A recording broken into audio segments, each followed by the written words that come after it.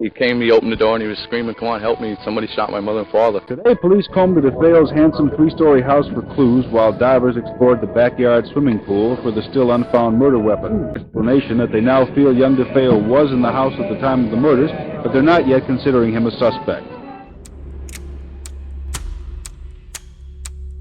I wouldn't want to face the parole board, but most importantly, I wouldn't want to face myself every morning. First of all, you're wrong when you're saying about defenseless, because everybody in that house was defenseless.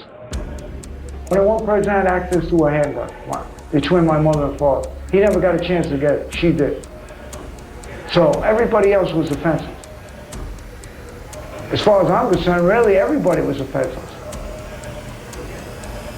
Because I got to them before they got to me. Amityville horror, a household word.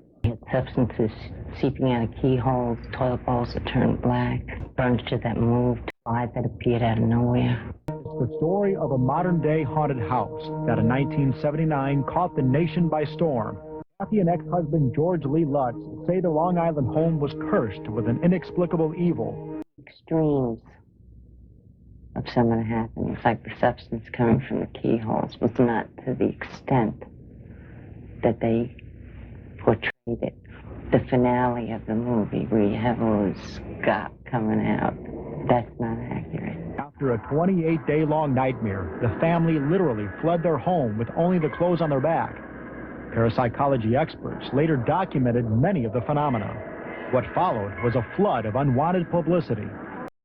The Cromedies who bought the house have packed up and left, driven away by an onslaught of tourists and pranksters who still continue to come and gawk, not fooled by the now changed address out in front.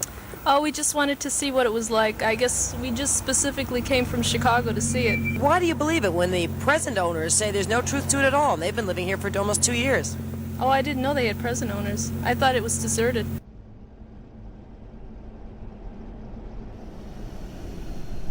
Hello everyone, it is me, Katie. Welcome to my corner of the internet. Today we are going to be doing a houses with history video. It's where I build a house with a very controversial past and we kind of talk about the backstory of this home. So this part we're going to be talking about the Amityville horror home. Yes. So in case you don't really understand the footnotes version of kind of what this house history is, the Amityville horror home, it's a house that a young man killed his whole family in, and a little over a year later another family moved into the house and they claimed that it was very haunted, and they left the house less than a month after buying it. And so it's very controversial, whether, their statements are true or not. And, there's countless movies about it, so many movies, a few books. I'm pretty sure it's actually like a series of books.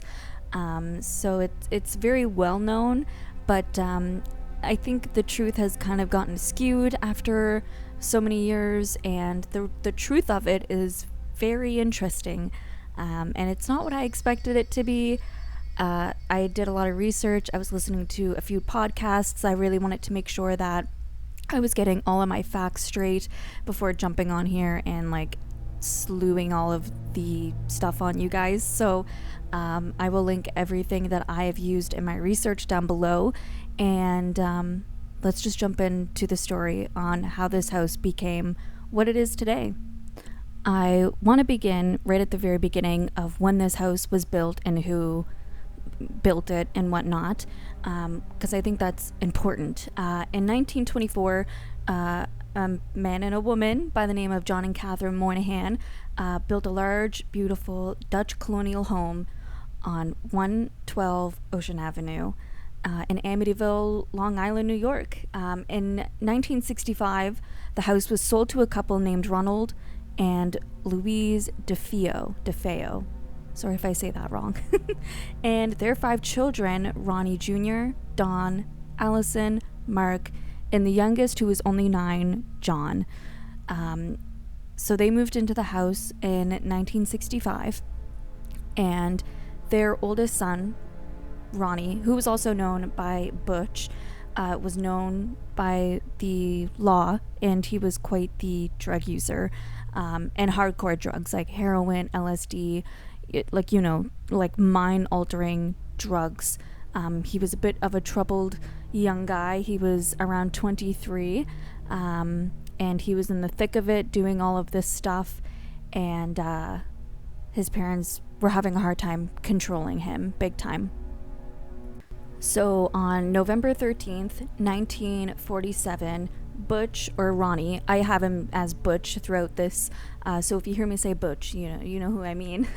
At 23, he killed his whole family early in the morning by shooting them with a gun. He shot both of his parents twice and each of his siblings once each, which is absolutely horrifying, really strange. And yeah, I mean, like their youngest child, that his youngest sibling was only 9. He was the oldest, and then the second oldest was Dawn, and she was only 18. Both of his parents, I believe, were either 46 or 47. They were also quite young themselves. And he attributes to hearing voices, but before that, he ran to a bar after he killed his family. And he said, "Somebody shot my whole entire family. Call the police, call the police." He was yelling. And a few of them went down to the house. Police were called. And he said that it was most likely the mafia that killed his family. Some sources say that they had ties to some high up mafia people throughout Long Island or like New York State. And he attribute to them being all shot by a mysterious guy. And now, of course, while telling the police, the mafia killed my family and naming some names, the police quickly found a lot of inconsistencies within his stories, and some things were just not adding up, and it was clear that something else had happened. It later came out that he was hearing voices to kill his family. He said that when he heard these voices, he looked around to find nobody around him, and he assumed it was God telling him what to do, and that's when he decided that he was gonna kill his family, because he really apparently thought that God was talking to him and telling him to shoot all of them. So that's what he did. During the trial for Butch, a psychiatrist by the name of Harold Zolan said even though Butch used drugs such as LSD and heroin, he was also diagnosed with antisocial personality disorder. But even though he had these things, he was very well aware of his actions and what he was doing while he was killing his family. And so when the trial came, he was sentenced to prison for 6 consecutive life sentences, which accumulated to a minimum sentence of 150 years in prison, which is crazy. He has been in there since. He actually died in 2021. In March 12th of 2021, he passed away in jail. I couldn't find it from I think he was 69 or 70 years old, right around there. My math is not mathing right now, but he was around that age. Yeah, I mean, he was never going to get out of there alive anyways, but it was on the news when he passed away. Everybody knows who he was, right? So it was kind of a big deal when he did finally kind of croak. I think it was more of a good riddance kind of thing, though, to be honest, just because, he was just wasting away in jail anyways. So, yeah. So now that we have kind of the history of the house done with and what took place there, fast forward just over a year after the murders took place in the house, in 1975, on December 18th, the Lutz family moved into the house. George and Kathy Lutz bought the house at the low cost of around $80,000. which is extremely cheap for like it's like a 6-bedroom home in Long Island, New York for $80,000 is a laughable amount. That is so cheap. Even back then, that was a steal for a house. But everybody knew what took place in it. That's why it was so cheap. Kathy and George knew what happened in the house, but the deal was too good to not take. They also had 3 young children. They had a busy life, so they bought the house. Even though it was very much out of their budget, it was just too good to pass up on. So they bought the house and got it blessed, and hoping that that would kind of help everything and make everything okay. Shortly after they got the house blessed, though, they started to notice very odd things throughout the house. They would smell the smell of like rotting eggs. They would also feel random cold spots, or like almost like a gust of wind hitting them like in the middle of the home. It just didn't make any sense.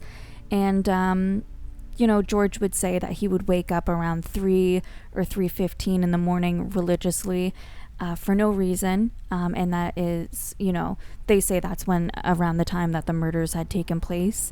And the family just became really hostile to one another. They argued more than usual. They said the children started to act different. One thing that stuck out to the Lutzes was a room that wasn't advertised in the listing of the house. There was a room that they said was hidden in the house in the basement, and they called it the Red Room because this red mysterious room was hidden, apparently they said, and it just becomes one of those things that is not very consistent with what the house really is like. I'll bring that up a little later, but this mysterious red room keeps on coming up for some reason.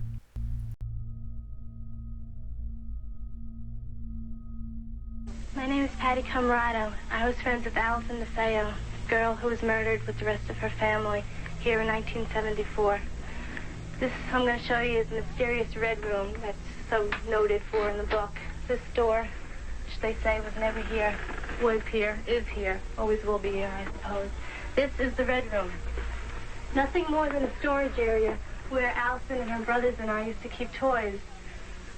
Just red, There was never any feeling of spirit presence or ghosts or any sort of thing like that. It was just a play area. Used to keep toys. Nothing more than that. So after all these creepy things that have been happening throughout the house, George had enough. He was tired of the family getting in fights with one another, and he really wanted to know more about this house and the land that this house was built on. So George went down to the Amityville Historical Society and asked for a full historical background of the house and the land associated with the home. Now, depending on which article you are reading, some say the house was built on Native American grounds. Some say that there was a homestead initially on that piece of land before this initial home was built on it. And the homestead was moved, and while they were digging up the ground to build this house and move the old homestead, they apparently found remains of what was presumed to be a Native American person, and thus disturbing the burial and making the land haunted. They thought maybe there was a connection there, which is, I don't know. But that's some of the news reports say, which is an interesting tidbit of information. So now after this, a storm came by, and apparently during this storm, the front door of the house blew off. The windows blew in the house. There was glass everywhere.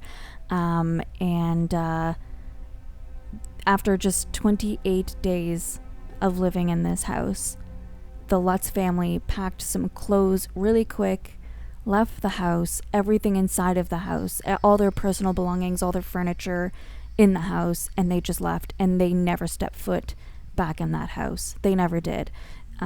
They completely they left everything. Their personal belongings actually got auctioned off.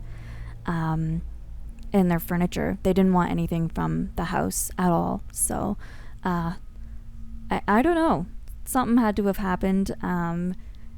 Yeah, there's some theories about that. So after leaving the house, we're going to fast forward to 1977, where a book known as The Amityville Horror, a true story by the author of J. Anson, was released. He written the book based off of recordings from the Lutz family themselves. They tell their own stories, and he wrote the book based off of these recordings from the Lutz family themselves. After the book was released, everyone was talking about 112 Ocean Avenue and the Lutzes as well, and the DeFeo family. They all became household names. I would say more the Lutzes than the DeFeos, which is kind of weird because when you think of like a mass murder happening and some young man killing his whole entire family, it would be hard to outshine that. But the Lutz family, they somehow did. They really took a different turn on that story and made it their own. I'll give them that. This led to multiple ghost group hunting groups, I don't know, to access the house and do their own investigations, which led to multiple books and endless amount of movies about these families and what really took on in these walls. And if you know, you know. There's like a whole book series. There's, I'm sure, 14 to 20 different movies about this, and they all give their own little spin. You never really know what's fiction from nonfiction anymore in these movies, and they're really loosely based on any kind of true story, I think, as like any haunted movie kind of is. But nonetheless, they made a lot of money from this, you know, by selling their story, and it made a lot of other people a lot of money as well, which all the more reason to roll with the ball, right? Now, of course, you know, we talked about the DeFeo family and how their son killed the entire family within this house, and then a year later, the Lutz family moves in. They say it's haunted, crazy things are happening. You know, and I guess the big question, of course, that everybody had for so long and still continue to debate is it true? Is any of this true? Yes and no. The murders of the DeFeo family did happen within this house. Butch did kill his family, his parents, and all of his siblings by shooting them one by one. And that's the saddest part. And I think that gets lost among the whole story of this house, but it's truly the saddest, and it's also the only real part of this house. So I would like to get some really big things out of the way now that we're going to talk about why it's not really true, and there's a lot of holes in their story, and why, you know, it's just not really believable nowadays, I don't think.